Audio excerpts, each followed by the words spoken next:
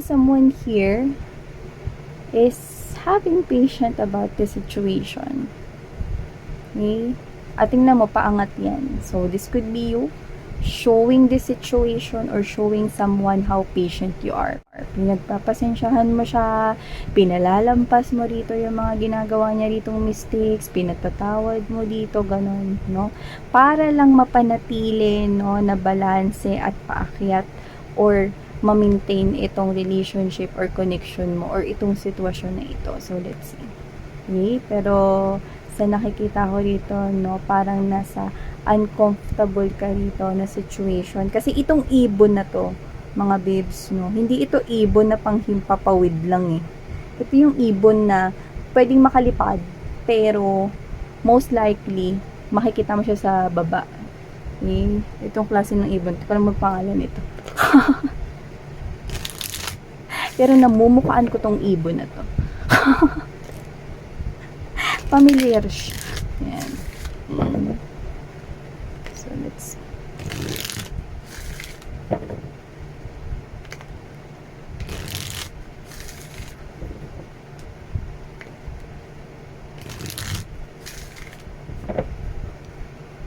Oh, I have here healing chaos. So, look at that ipo-ipo right here. It's like a dilubyo, no?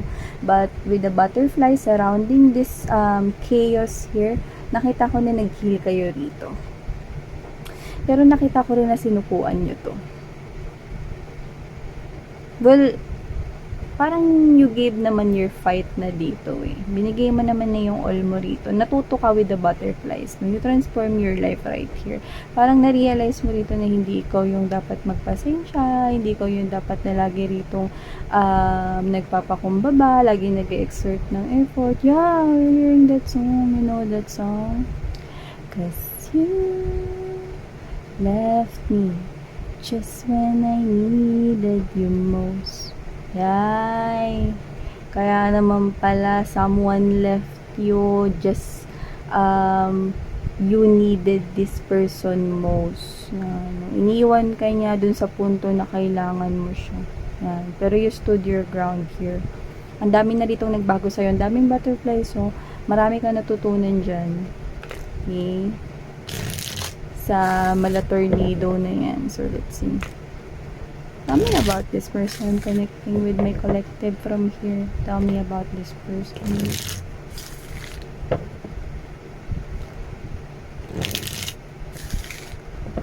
Okay.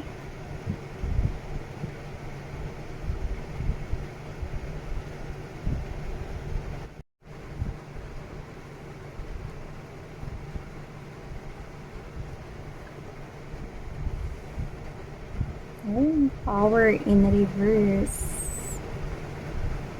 Have here freedom, courage, and power in reverse position right here.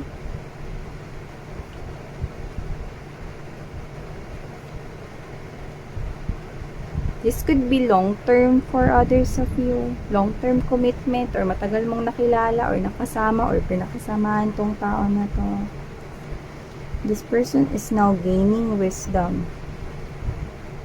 Security is also in reverse. Openness. Crying out loud to the moon. Okay. Taking a risk to make some kind of significant change.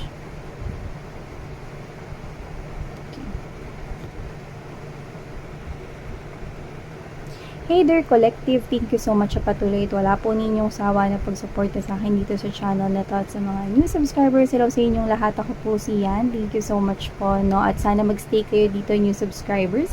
At sa mga returning subscribers, no? Welcome kayo dito. Alam niyo naman yan. So, bago natin simulan nito, reminders na hindi ito para sa lahat. So, just pick up the messages you think ay para sa'yo, no? At kung feel mo ang vibe at connected ka talaga sa reading, then this reading might be really for you. Okay? So, genderless tayo dito at timeless din ito. But I can see someone here taking an action, coming towards you, asking forgiveness here. This person wants your forgiveness, no? Tingnan mo yan, no? Shadow yung nakikita natin dito, natin nakikita rito, no? Yung itsura niya, yung face niya, no? Ibig sabihin, nahihiya siya rito. Pero this person is crying out loud to the moon. Okay? Ibig sabihin nun, idiomatic expression, this person is asking the divine in the universe to help him or her out sa situation na to. Why? Because with the power in reverse, this person lose control over this situation, not just in this situation with you, but in the situation right here of his or her life in general. Sa kabuang buhay niya rito, no, humihingi siya rito ng tulong, no, sa universe, no, para siya ay tulungan dito, no, sa sitwasyon niya sa'yo at sa buhay niya mismo. Because this person with the power in reverse loses control over this situation in his or her life. Yeah, I'm getting that this person wants freedom right here. Gusto niya makalaya dito sa sitwasyon na to. No? Ayaw niya nang makulob or makulong dito sa ganitong klase ng situation. No? Nahihiya siya rito. Ready naman siya rito mag-come forward kasi action is present right here. This person, yan, no? Napaka nagraragasa yung tubig dito. So, ibig sabihin, no, nakikita ko na itong tao na to, no, is punong-puno ng, yeah, I'm hearing turmoil, yeah. Punong-puno ngayon ng parang pagka-miserable yung buhay niya to the point na parang, alam mo yun, no, hindi kalmado yung alon sa kanyang life. So, maaaring nakakaranas siya rito ng mga challenges, no, at mga pagsubok na parang ang hirap. Yung iba pwedeng sabay-sabay niya pinagdadaanan. Yan ang nakikita ko rito, no. So, nandun siya sa sitwasyon kung saan hindi niya na kayang i-handle ito alone. Yan, no. So, yung iba, no, nakukuha natin, no, na maaring nanghihina sila ngayon, no, kasi wala silang magawa sa sitwasyon. This person loses courage as well, no? Nawawala yung confidence niya rito, no? Hindi lang talaga rito sa sarili niya, kundi sa buhay niya. With the security in reverse, hindi niya na alam kung ano yung future niya. Dati nakikita niya ng malinaw yun with you, because this tree symbolizes stability.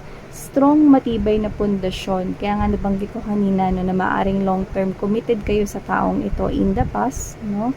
So, matagal naging kayo, matagal niyo siyang nakasama, matagal na naging karelasyon rito, no? Yung iba, pwede naman na matagal mo siya rito na kakonect, no? Pwedeng sa iba, hindi ito ex, no? Sa iba, pwedeng ito ay friend, no? Na pwedeng nagkaroon na rito ng lamat sa pagitan ninyong dalawa. So, just take how this resonates with you. But I can see, okay, na ito yung middle ng reading ninyo. Okay, we have here the truth. The truth comes out, no? And the universe make it happen. Si universe ang gumawa ng paraan para lumbas yung katotohanan dito with the truth. You know, see? Can you see that face of the man blowing that tree? See? The tree dito, no, ay nag-swayed. So, nakita natin dito mga babes, no, that this truth right here, okay, pagsubok ito ni universe para sa taong ito. Kung gaano ba siya rito katibay, gaano ba katibay dito ang kanyang pagmamahal, ang kanyang pagtangi sa'yo. Okay, kung sino man tong tao na to, gaano ba katibay itong pundasyong binuo ninyo. Whether for others, it's friendship. Whether for most of you, actually, for most of you, this could be a lover, a past lover right here, no? Sinubok dito ni universe, no, ang pundasyon or ang tibay ng inyong connection, no? At may nanghina dito. See? Ginawa ito ni universe because the universe wants to protect you. Actually, both of you, no, kasi may naging marupok dito sa sitwasyon na to.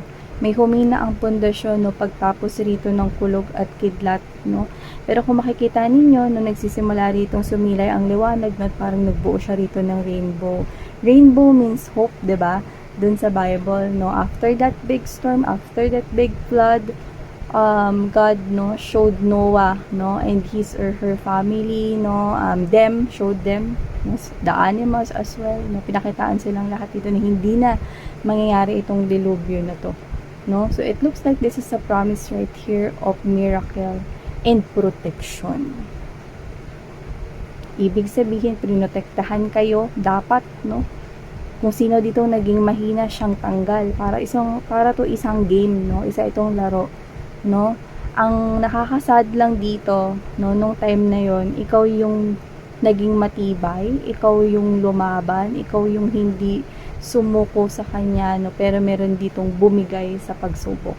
May naging marupok rito at dumistansya, lumayo, or umiska po sa connection. Now, this person wants to ask for your forgiveness. Kung sino man dito yung naging marupok, siya yung nakikita nating hihingi ng tawad sa inyo. At para itaas niya ang dalawa niyang mga kamay, no, dito, no, with the moon right here, it looks like this person feels hopeless at helpless dito.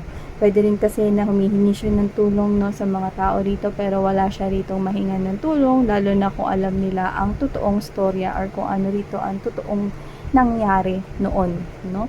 So these people right here could be your common friends right here, could be family members, or his or her family, no, isn't helping this person as well. So just take how this resonates. But these people is asking out for help kasi wala nang tumutulong sa kanya rito. Hindi niya matulungan yung sarili niya rito kasi wala siyang lakas, with the courage right here and power in reverses position. And we have here the new beginnings, no? The universe gives you this kind of situation for you to be able to start anew, for you to be able to be redirected to the path where you should be. Ayaw kang isama dito ni universe sa taong marupok pa at hindi ka kayang ilaban. Okay? Maaring napagtagumpayan mo ang pagsubok na to, pero yung tao rito, no, na inakala mo rito na matibay na pala kayo is hindi pala ganun katibay ang inyo samahan. Kung sino man itong tao na to, no, I'm getting the word explain. So this person might be, ang action na kanyang gagawin rito ay magpapaliwanag sa'yo. Okay? Na kung ano man yung nangyari noon, maaaring ipaliwanag niya to sa inyo ngayon. Yun na nakikita ko, because this person, okay, is regaining this kind of wisdom. Okay?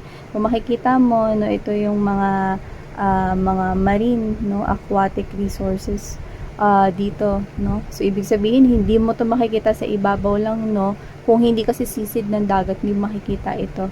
So this person is now seeing the beauty of this connection.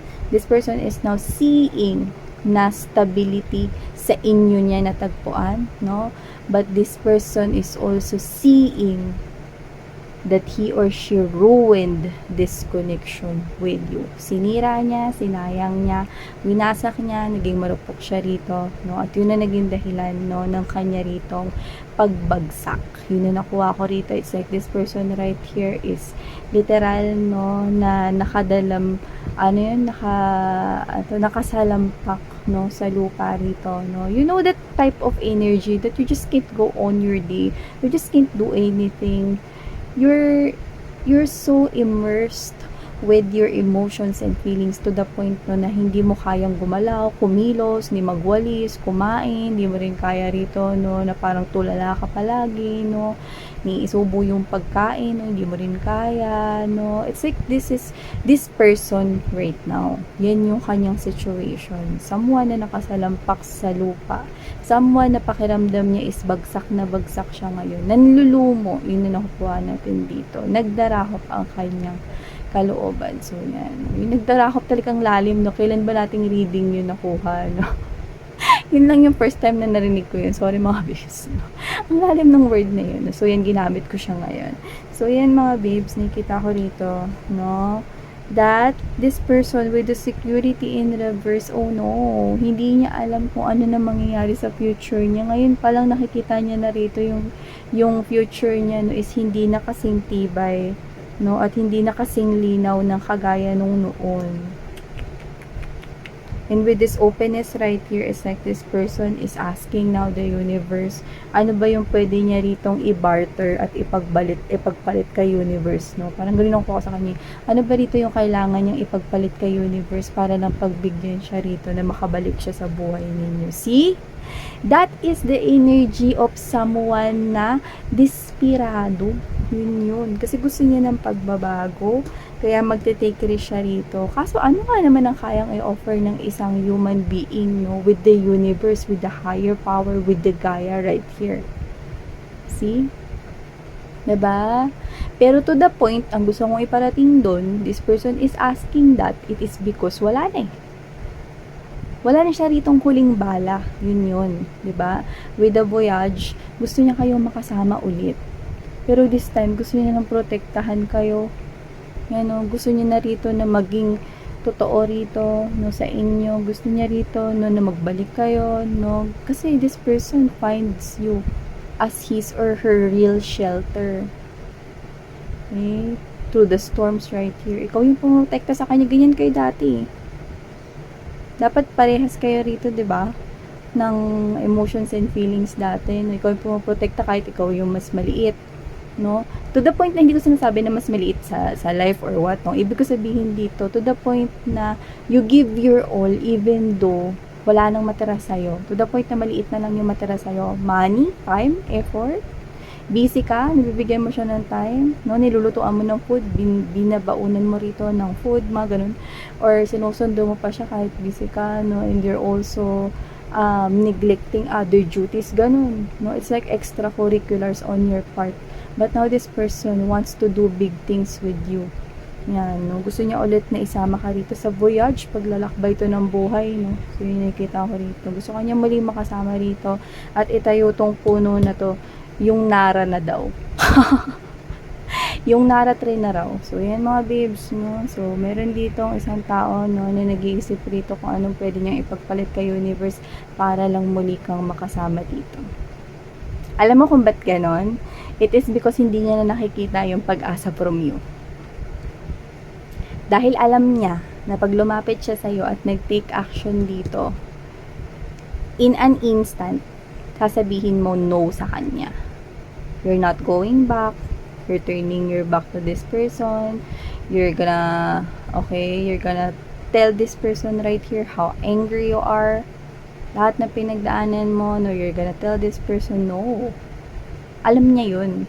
Kaya nga this person here is asking na directly, no, sa universe right here to make some kind of miracle here.